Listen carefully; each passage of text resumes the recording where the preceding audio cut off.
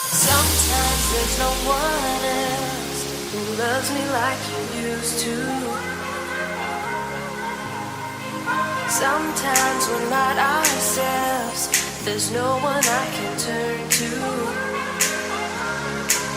And I know all the feelings that we shared are in the past. And I know your relationships are never meant to last. And I'll take some time, but I'll be alright. We're moving on. We're moving on. I know times are.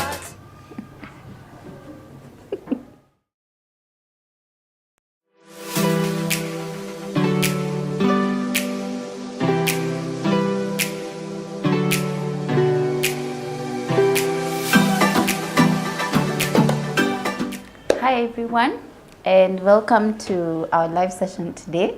My name is Bianca Wamboi Konita. I am a clinical nutritionist here at Bristol Park Hospital. Karibuni sana sana to our live session today. So what we'll be talking about today is the nutritional management of type 2 diabetes.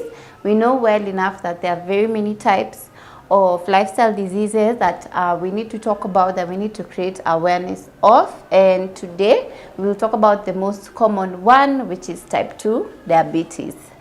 So before we start, we need to understand what type diabetes is first and how that comes about. So type 2 diabetes is an endocrine or a metabolic disorder that causes your blood sugar to be constantly high above the recommended acceptable range.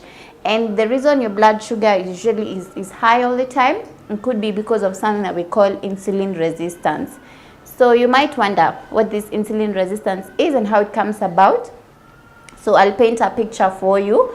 Assuming your diet is constantly very high in carbohydrates or carbs or starchy, so you're having a lot of, say, ugali all the time, you're not balancing your diet properly, potatoes, foods are basically we call starches. If it's very high constantly, it means then that your insulin is always high, trying to bring back that sugar down. So if over time your diet is like this, so your insulin is always high, it can lead to things like your diet can lead to you being obese. So eventually what this happens is when your insulin is very high, your blood sugar is very high, sometimes so your cells can start to resist or to stop accepting the glucose again that is in your bloodstream. So glucose is the fuel for your body to be able to do everything that it needs to do. So if this glucose is not able to get into your cell because the insulin is being resisted, that's when now we say now you have type 2 diabetes. So how does this come about? What are some of the things that we do that cause again this diabetes to come about? We need to understand the causes or the risk factors. So one of them very commonly again is a poor diet, a diet that is not well balanced in fiber, a diet that's not well balanced in, say, protein. You're not having your vegetables properly, so you're only having say maybe carbs in very large amounts. And again another one could be physical activity. You're not working out, you're leading a very sedentary lifestyle, you're sitting behind a desk all the time.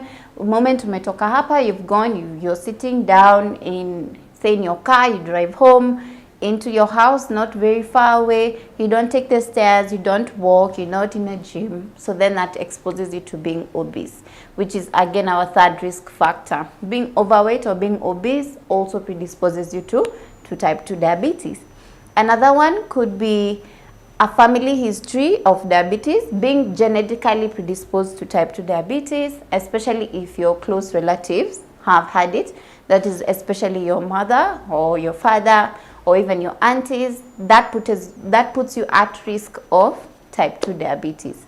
Another reason could be age, and these are some of the things that we usually don't have much control over, that is genes and your age and even your gender. So we find that as we age, our bodies, our cells don't function the same way as they do when we're younger, and then now type 2 diabetes can come about. However, I should mention that Being predisposed does not mean that eventually you will catch up on type 2 diabetes. It matters a lot on how you lead your lifestyle, what you're eating, whether you're exercising or not, and also how generally the activities that you're taking part in your life are like. So if you're, again, some of the things that you're doing stays maybe things like smoking or drinking alcohol in very large quantities, those are some of the things that we're talking about that could predispose you to diabetes if already you're genetically exposed. So what they